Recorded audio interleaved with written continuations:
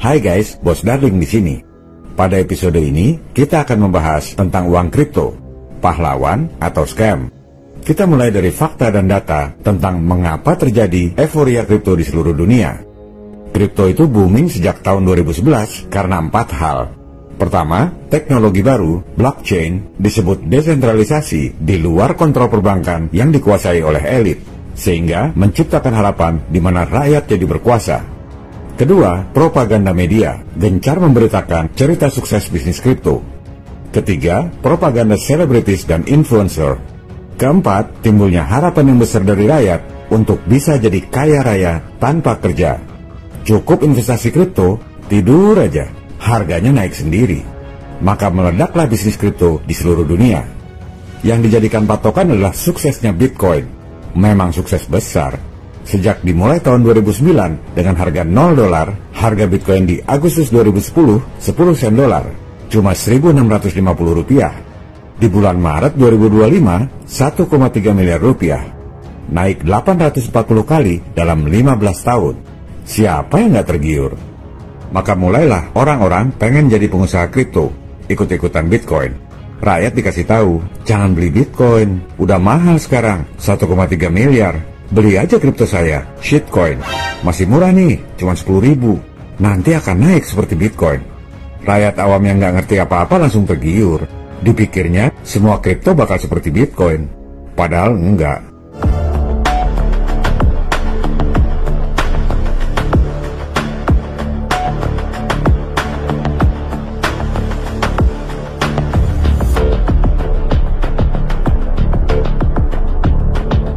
Oleh sebab itu, kripto berkembang jadi lebih dari agama.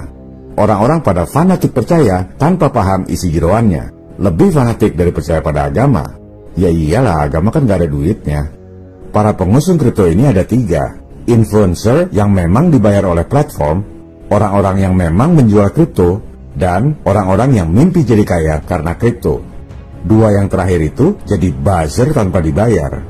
Makanya jangan ladeni debat awam versus awam. Itu bukan debat mencari kebenaran, tapi isinya kepentingan, karena berharap dapat duit dari situ.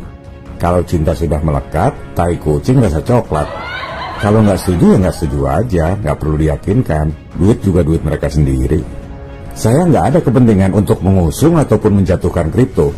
Saya menyampaikan ini berdasarkan fakta dan data yang kredibel demi kebenaran berdasarkan ketuhanan yang Maha Esa, serta untuk mencerdaskan kehidupan bangsa sesuai cita-cita para pendiri negara kita.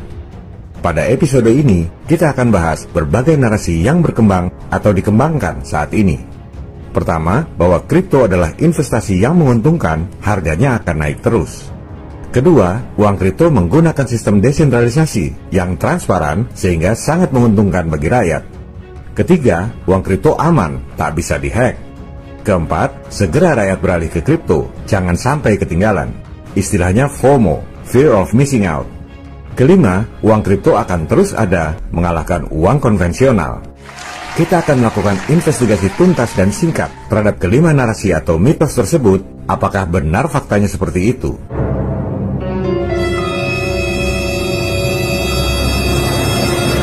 Namun sebelumnya, supaya pemahamannya utuh, kita bahas dulu bagaimana uang kripto itu tercipta dan siapa pencipta sesungguhnya.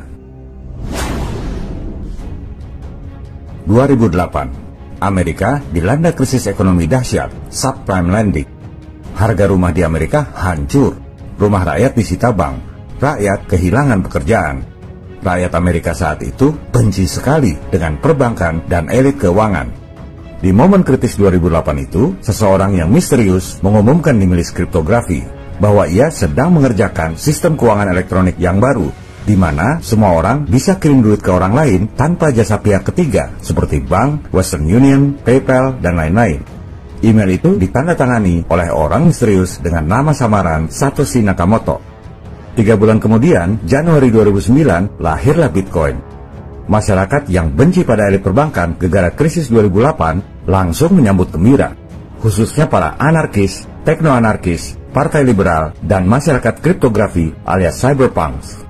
Mereka lah yang jadi agen promosi Bitcoin pertama. Sasarannya satu, khotbahkan kelebihan-kelebihan Bitcoin ini kepada orang lain agar Bitcoin diterima oleh masyarakat. Sejak itulah Bitcoin berkembang seperti agama baru.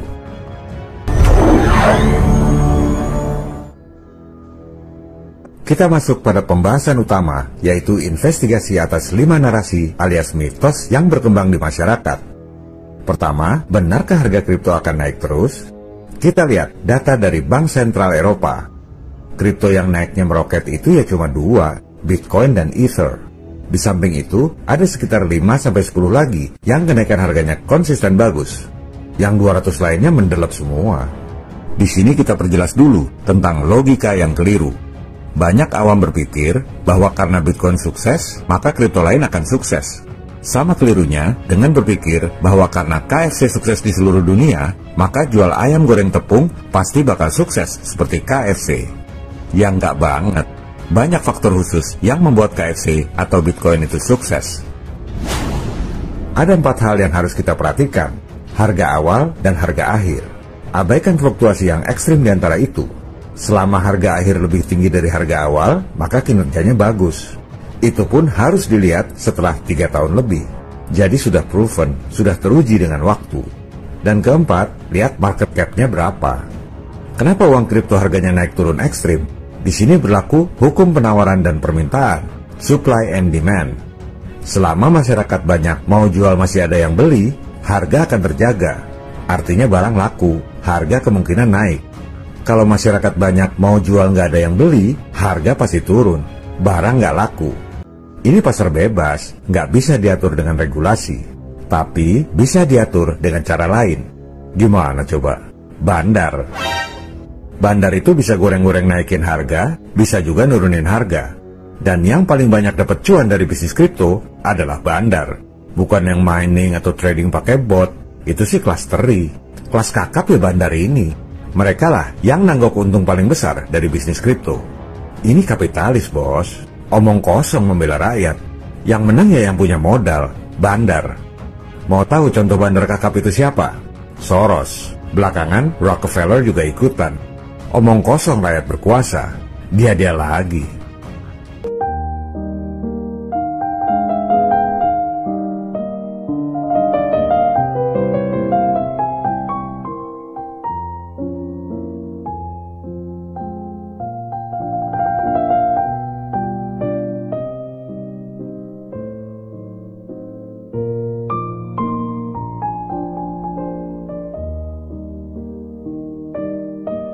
Coba kita lihat pemain baru, Trump Coin, yang diluncurkan Januari 2025 sebelum dilantik jadi presiden. Trump itu, di samping pebisnis, juga familiar dengan judi. Dulu sempat punya kasino, Trump Taj Mahal. Koinnya baru 3 bulan, lihat harga awal dan harga akhir. Harga akhirnya masih 15% di atas harga awal. Sekelas Trump, pasti ada bandar yang jagain harga. Itu pun pasti berdarah-darah bandarnya. Kenapa? Karena Soros yang nggak suka sama Trump pasti hajar habis-habisan supaya harganya turun. Kita nggak tahu ke depannya kuatan mana bandar Trump dengan Soros. Kita bandingkan dengan token Indonesia. Nggak usah sebut namanya. Dari harga awal $3, harga akhir cuma 18 sen. Jeblok, bos. Kenapa? Bandarnya kelas teri.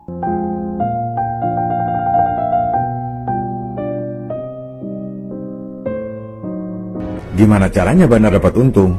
Mereka masuk sejak harga masih rendah. Kalau ada yang mau beli, mereka jual. Harga makin naik, mereka makin untung. Kalau Anda jual, mereka yang beli. Duitnya dari orang-orang yang duluan beli. Bayar pembeli baru, pakai duit pembeli lama. Ini namanya sistem Ponzi. Scam piramida seperti MLM yang juga banyak kasus di Indonesia. Hanya bedanya, di kripto ini bandarnya tidak tersentralistik di satu orang atau satu lembaga seperti MLM, tapi ada di beberapa orang, raja-raja kecil, tapi skalanya lebih besar. Kalau Ponzi yang asli seperti MLM itu, ibaratnya korupsi terpimpin, sentralisasi, monarki. Nah, kalau desentralisasi kripto ini, korupsi tidak terpimpin, oligarki. Nanti pemuja kripto protes lagi. Mana mungkin Bitcoin itu Ponzi? Pemerintah Amerika aja mau invest Bitcoin. Coba suruh jalan-jalan ke SEC, OJK-nya Amerika. Lihat aja sendiri, mata uang virtual itu adalah skema Ponzi. Bahkan spesifik, OJK Amerika menyoroti Bitcoin yang memiliki banyak unsur scam piramida Ponzi, tapi disembunyikan dengan baik. SEC juga nyebut, para pengusung kripto mati-matian mempropagandakan argumen bahwa Bitcoin bukan Ponzi. Tapi, hasil penyelidikan SEC secara independen, memang ada beberapa sinyal kuat Ponzi di dalam Bitcoin. Malah ada kripto yang namanya Ponzi Coin. Sama juga ngasih nama Scam Coin. Ditulis lagi, skema scam Ponzi yang transparan dan desentralisasi pertama di dunia yang menggunakan blockchain. Orang-orang ini udah sinting kali. Untung apa enggak? Ada yang untung, yang duluan beli dan duluan jual sebelum kempes. Namanya juga Ponzi. Intinya, Anda bisa dapat untung kalau masih ada orang lain yang mau beli koin Anda. Yang saya sampaikan ini adalah investigasi yang netral dan objektif. Kebanyakan orang cari narasumber itu dari para pedagang kripto, makanya bias. Semua kecap ya nomor satu. Kalau Anda mau belajar dagang kripto, benar, Anda belajar sama pedagang. Tapi kalau Anda mau cari kebenaran, pelajarilah referensi kredibel dari yang bukan pedagang. Contohnya SEC tadi.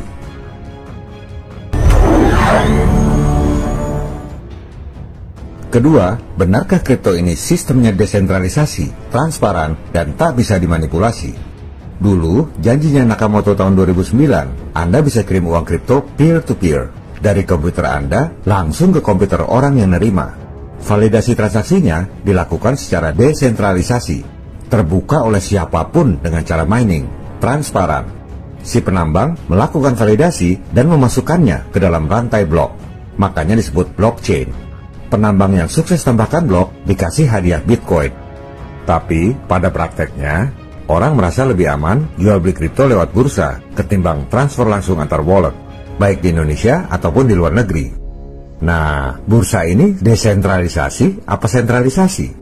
Kebanyakan sentralisasi, bos.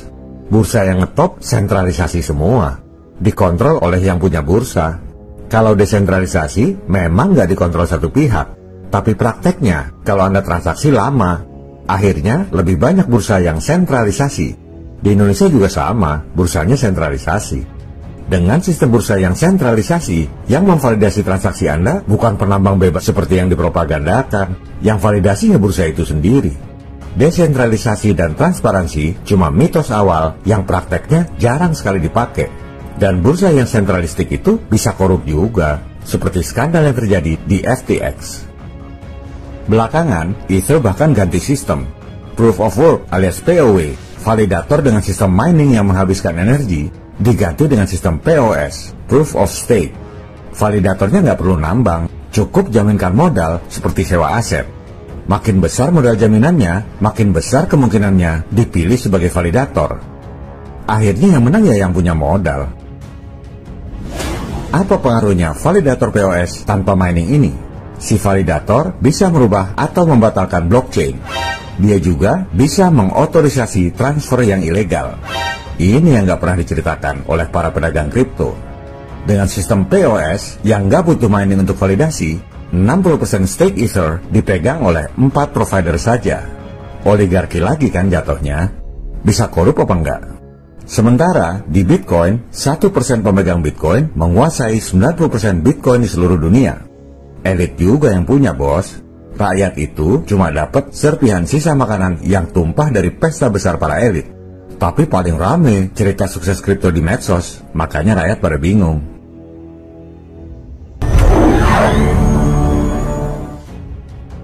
Ketiga, benarkah uang kripto dan blockchain itu aman, nggak bisa dihack? Yang namanya IT sih bisa aja dihack. Tahun lalu, semester pertama 2024, uang kripto sebesar 36,7 triliun rupiah dijebol oleh hacker. Februari 2025 lalu, BBC memberitakan sekitar 18,3 triliun rupiah kripto dijebol oleh hacker. Dan hack itu bisa dari luar, bisa juga dari dalam. Edward Snowden, mantan CIA dan kontraktor NSA, yang dulu bongkar rahasia intelijen ke publik dan sekarang jadi konsultan Bitcoin, sudah berulang kali memperingatkan agar para pengelola kripto memperbaiki sistem keamanan IT-nya.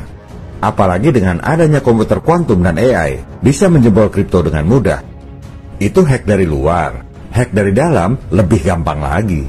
Tadi kita sudah bahas sistem POS yang diterapkan Ether. Validator yang taruh jaminan gede bisa merubah atau membatalkan blockchain, termasuk menyetujui transaksi ilegal. Nanti pengusung kripto protes, itu kan Ether yang pakai POS, Bitcoin tetap pakai POW, nggak bisa dijebol. Kata siapa? Aturan main dalam blockchain dikenal istilah 51% attack. Artinya, kalau Anda punya hash rate 51%, Anda bisa merubah blockchain. Ini hash rate loh ya, bukan kepemilikan. Siapa yang punya 51% hash rate? Si nama palsu Satoshi itu.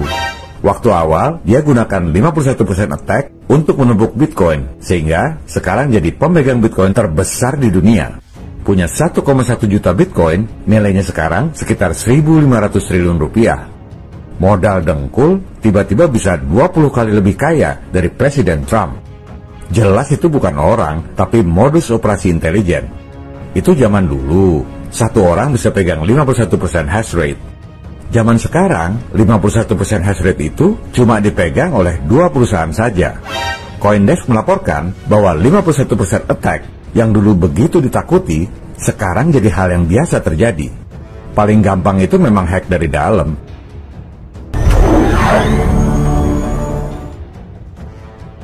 Keempat, gembar-gembor beli kripto di medsos dengan istilah FOMO, takut kehabisan. Yang gembar-gembor adalah para agen influencer dan pedagang kecil. Kadang pakai analisis tabel supaya kelihatannya cerdas. Padahal mereka nggak ngerti permainan bursa global. Harga naik atau turun drastis ya tergantung bandar. Mau bukti? Lihat aja Krismon 9798. Dolar dari 2.500 rupiah naik jadi 15.000. Apa prediksi dan analisisnya? Nggak ada. Bandar besar seperti Soros, bangun tidur mau bikin krisis ya langsung anjlok nilainya. Bandar untung besar dari krisis. Nggak ada prediksi maupun analisisnya. Makanya para analis jagoan di Wall Street nggak pernah kasih analisis di YouTube atau medsos. Number one rule of Wall Street.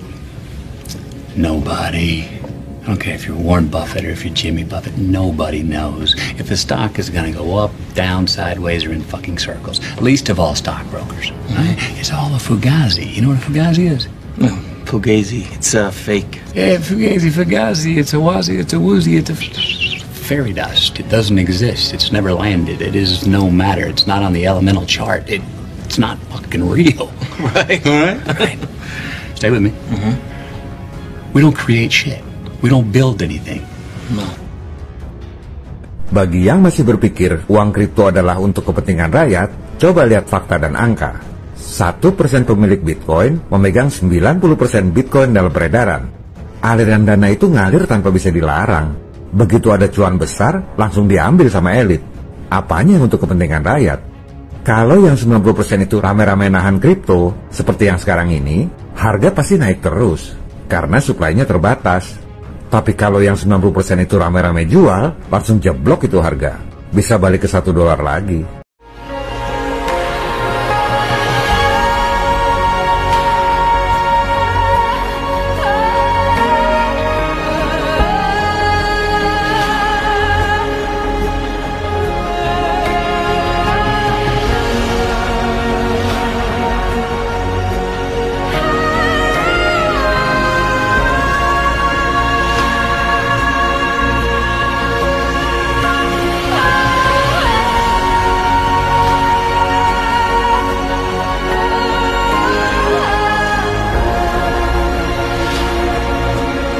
Gembar-gembor beli kripto yang dilancarkan para agen influencer dan pedagang ini disetting oleh pedagang besar buat naikin harga.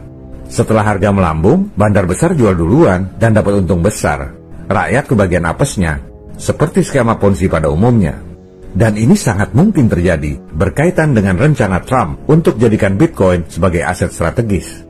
Ini adalah pedang bermata dua.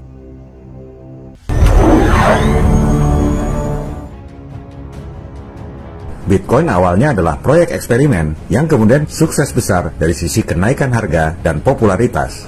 Tapi bukan berarti meroketnya Bitcoin, uang kripto lain akan naik juga. Ada 17.000 mata uang kripto, 99,9% jeblok semua.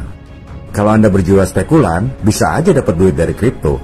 Jangankan Bitcoin, shitcoin, bahkan Ponzi coin pun Anda bisa untung, asal cepat keluar sebelum kolaps. Namanya juga Ponzi. Kalau mau untung gede ya jadi bandar, atau setidaknya jadi bursa. Intinya banyak kesempatan untuk dapat duit dari kripto.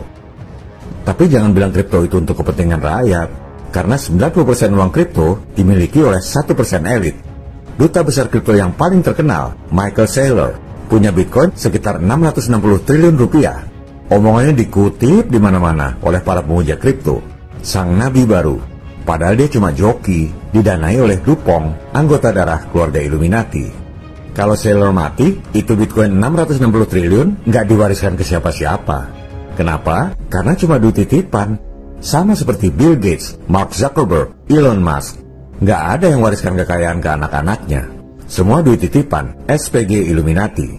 Dan jangan bilang kripto desentralisasi, karena dua perusahaan yang saat ini menguasai 51% hash rate bisa merubah blockchain Bitcoin. Pada sistem POS Ether, orang bisa jadi validator dengan taruh duit jaminan. Validator POS ini bisa merubah blockchain. 60% modal untuk validasi dikuasai oleh 4 perusahaan saja. Desentralisasi itu cuma mitos, waktu awal di tahun 2009. Begitu ada kesempatan jadi duit, diboronglah sama elit. Desentralisasi itu artinya raja-raja kecil, korupsi tidak terpimpin.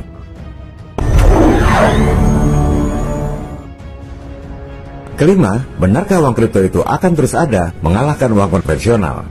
Untuk jangka panjang, jelas sekali rencana IMF, World Bank, BIS, Bank Sentral Eropa, dan lain-lain adalah untuk melemahkan kripto dan mengadopsi sistem blockchain untuk uang digital bank sentral yang sudah kita bahas di episode lalu.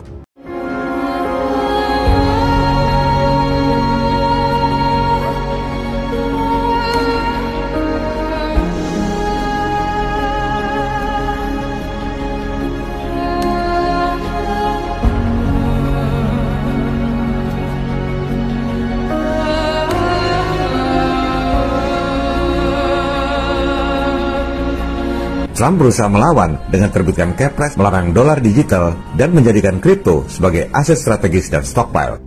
Langsung disikat bandar, harga Bitcoin malah turun. Total nilai uang kripto itu cuma 0,56% dari seluruh uang di dunia. Itu pun baru M2, belum termasuk M3. Kecil sekali. Kalau pada saatnya nanti elit global memutuskan untuk menerapkan uang digital, kripto akan dimatikan. Caranya gampang, OJK seluruh dunia bikin peraturan agar kripto nggak bisa diuangkan dan nggak bisa diperdagangkan. Bursa-bursa dicabut izinnya. Selesai itu kripto. Saya sendiri, kalau disuruh milih kripto atau rupiah digital, jelas saya pilih kripto. Karena kripto tidak membunuh kebebasan dan privasi kita. Masalahnya, rupiah digital itu bukan pilihan, tapi paksaan dari elit keuangan dunia. Kalau kita tidak melawan. Pada episode lalu, kelihatannya ada sebagian pemirsa yang gagal paham. Rupiah digital kan bagus untuk melacak koruptor. Ini orang nggak ngerti tata negara. BI itu tidak di bawah pemerintah, independen dari pemerintah dan rakyat, tapi dependen pada elit keuangan global. Sejak kapan IMF dan World Bank mau nangkap koruptor di Indonesia? Coba dipakai sedikit akalnya. Elit global nggak peduli dengan koruptor di Indonesia. Yang mereka tekan adalah rakyat dan pemerintah. Misalnya, auto debit potong pajak Anda. Elit global berkepentingan karena uang hasil pajak Anda itu digunakan untuk bayar utang pada mereka. Juga untuk menekan rakyat yang melawan kebijakan mereka. Anda nulis di medsos, mengkritik lockdown atau vaksinasi misalnya. Antek-antek lokal lapor dan seluruh rekening Anda bisa diblokir. Ada juga yang nanya, kalau nggak ada internet gimana? Wah, mereka sudah pikirkan sejak lama.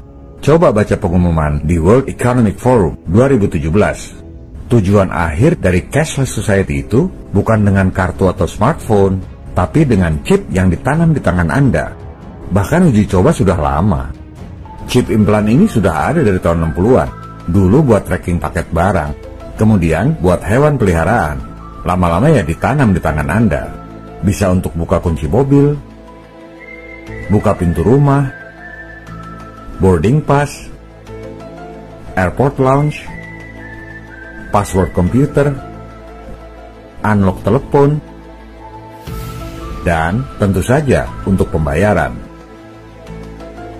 Kembali ke penjelasan WEF, dijabarkan pula rencana chip implan akan jadi paspor untuk segala hal. Dan ini bukan sekedar tulisan, Anda sudah lihat sendiri prakteknya di cuplikan video tadi. Jadi yang bilang chip implan itu hoax atau teori konspirasi adalah orang-orang yang buta huruf dan buta kecerdasan. Dikasih data di depan mata juga nggak ngerti-ngerti. Soal chip implan ini juga yang merupakan udang di balik pandemi. Di samping untuk pembayaran, identitas, juga masukkan data-data medis, vaksinasi, dan lain-lain. Dulu Gubernur Ahok promosikan cashless society. Sadar apa enggak ya, kalau tujuan akhirnya adalah chip implan yang dinubuatkan di agama yang dianut. Bagi yang beragama Kristen, kitab Wahyu 13 ayat 16-18 mengatakan bahwa menjelang akhir zaman, semua orang, kaya ataupun miskin, akan diberi tanda pada tangan atau dahinya. Yang tidak memakai tanda tersebut tak dapat melakukan jual beli. Persis seperti tujuan akhir rupiah digital atau CBDC ini. Tanda tersebut dinamakan Mark of the Beast, dan nomornya adalah 666. Bagi yang beragama Islam, akhir zaman itu ditandai dengan munculnya Al-Masih Ad-Dajjal. Al-Masih itu juru selamat, Ad-Dajjal itu penipu. Al-Masih Ad-Dajjal bahasa Inggrisnya The Antichrist, juru selamat penipu atau palsu. Dikisahkan dalam hadis riwayat Imam Muslim nomor 2937, Dajjal datang membawa air dan api. Yang kelihatannya air padahal api, yang kelihatannya api padahal air. Dajjal akan mengatakan bahwa rupiah digital adalah air, memudahkan pembayaran, modern, penting untuk ekonomi yang super stabil. Padahal rupiah digital adalah api, perbudakan global yang jauh lebih kejam dari komunis, yaitu di bawah kontrol sang Dajjal. Uang kripto bukan ancaman bagi kita. Uang kripto hanya sekedar eksperimen elit keuangan global yang bersembunyi di balik nama samaran Satoshi Nakamoto. Faktanya, blockchain Bitcoin yang katanya tak bisa ditembus itu dibuat berdasarkan platform bikinan NSA. Kalau di Indonesia, NSA ini BSSN, Badan Cyber dan Sandi Negara. Nama platformnya SHA-256, Satoshi. Nakamoto sendiri, kalau diterjemahkan dalam bahasa Inggris, artinya Central. Satoshi artinya Intelligence, Central Intelligence Agency, CIA. Tujuan utama pembuatan Bitcoin adalah lead bank untuk blockchain yang akan digunakan untuk uang digital bank sentral. Itu semua sudah direncanakan matang. 130 negara, termasuk Indonesia, sedang mempersiapkan. Pasti akan terjadi jika rakyat dan pemerintah diam saja.